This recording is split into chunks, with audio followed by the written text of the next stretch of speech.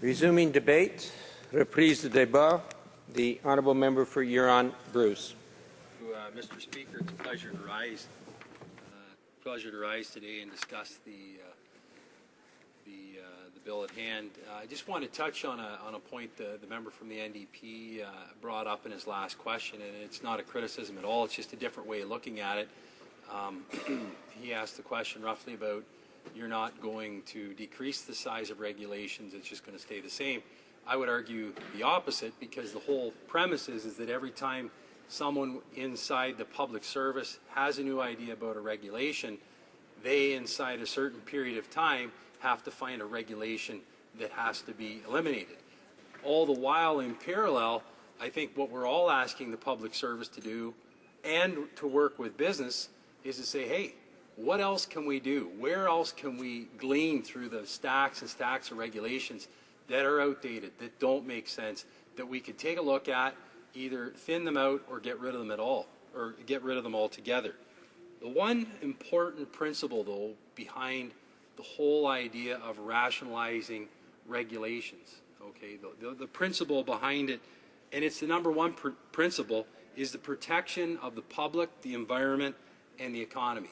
And when we look at that, that should put all Canadians at ease, should put taxpayers at ease, should put people who are very concerned about the environment at ease, and as well businesses that are concerned not only with the environment but with their business at hand.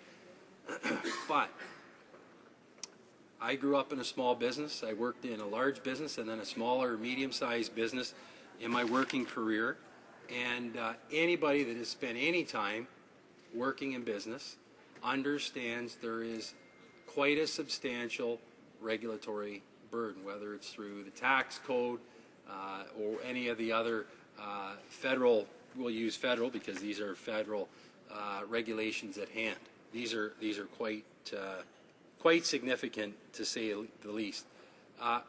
One point I wanted to bring about where you can see huge benefits. We'll draw parallels, for example, if you look at Veterans Affairs, okay? Albeit not a regulation, but if you take a look at the VIP program, the Veterans Program, that provides services to veterans at their home and around their property. In the past, prior to April 3rd, 2012, most parliamentarians would know this, veterans would have to submit invoice for all work provided in and around their home.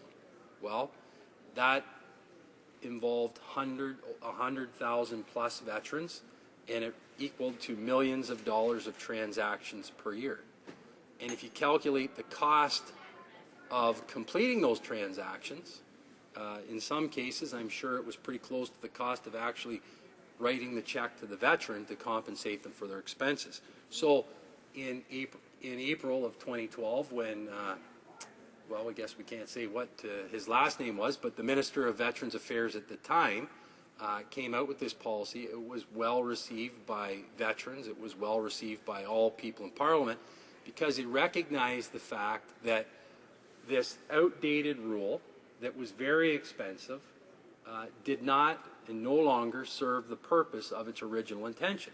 So when we're in a period of fiscal constraint, we're looking at savings, we're looking at ideas, and in effect what it did was it cut cost, it cut labor, it cut burden, it reduced labor, so they could be doing more time serving veterans, and the veteran actually received their money quicker than they were before. So it was a win-win for all.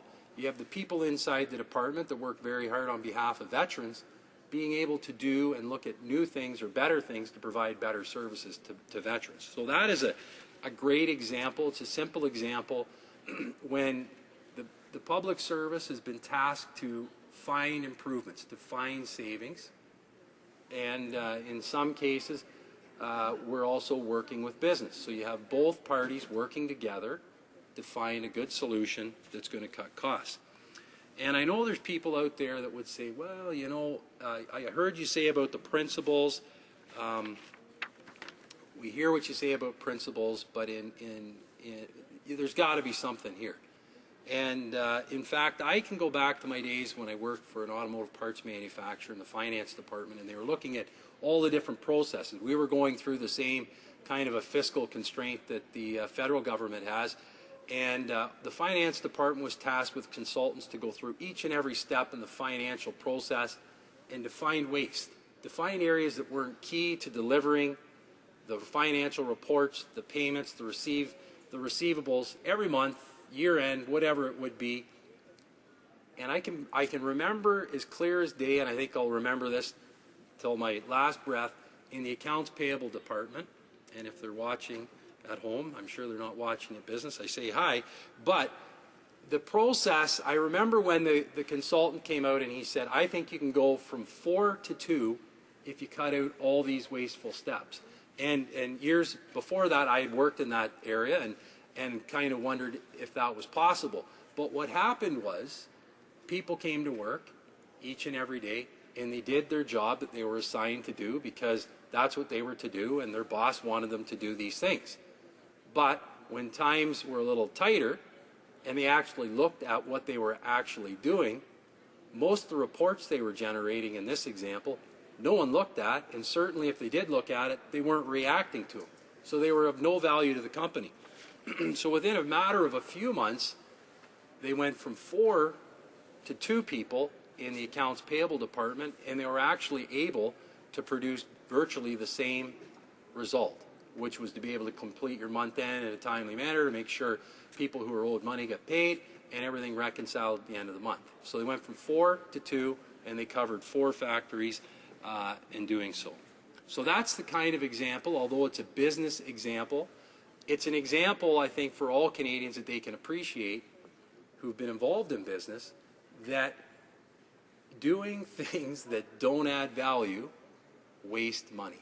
And that's what we're trying to do with these regulations, is we're trying to protect the environment, there's no doubt. We're trying to protect the economy.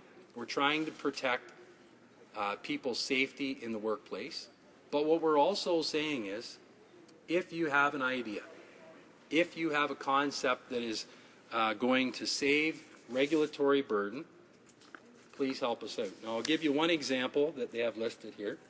Aboriginal Affairs in Northern Development Canada have modernized the Northwest Territories mining regulations and the Nunavut mining regulations. This is estimated to result in an annual savings for business of almost $620,000.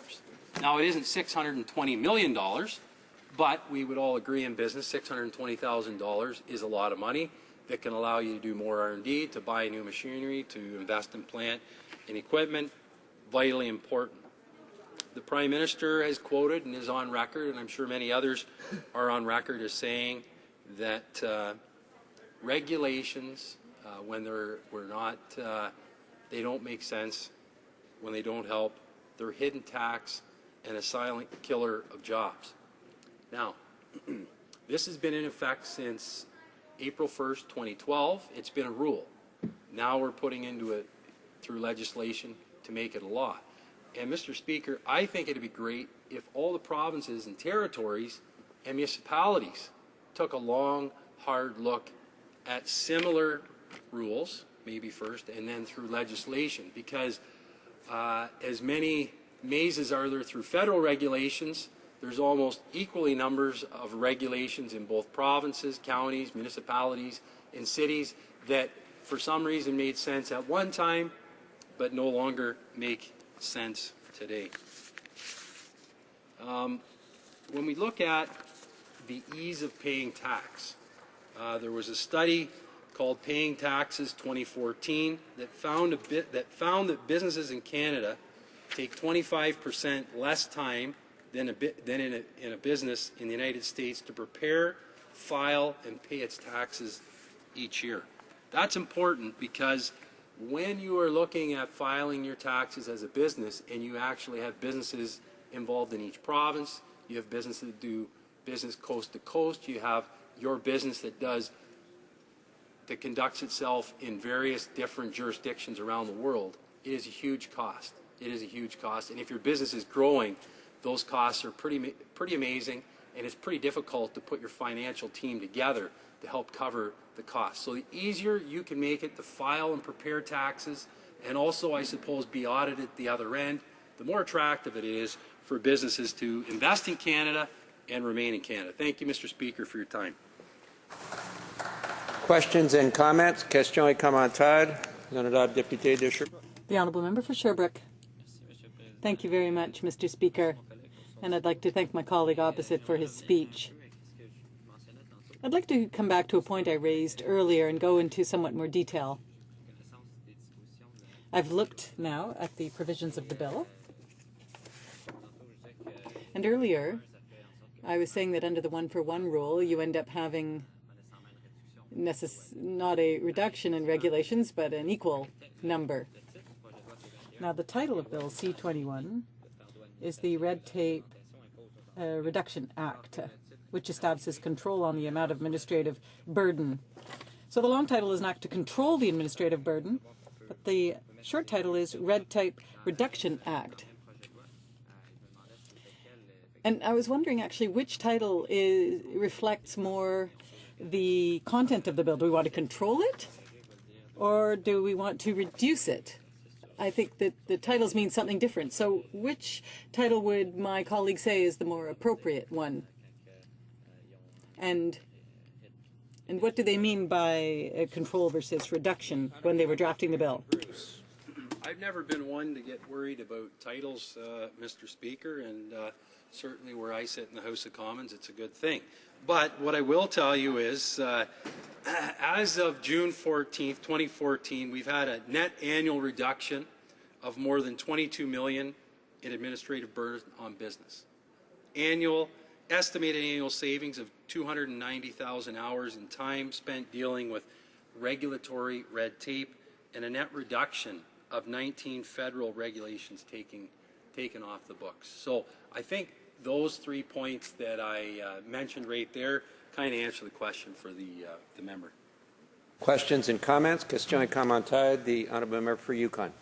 Mr. Speaker, and I'd like to thank the member for Huron-Bruce for his speech, and he did just point out quite accurately that that this rule has been in place, mentioned in his address, that the rule has been in place since 2012. It now fulfills a throne speech commitment then and a reaffirmed commitment in 2013, and was in fact introduced during the Canadian Federation of Independent Business Red Tape Awareness Week.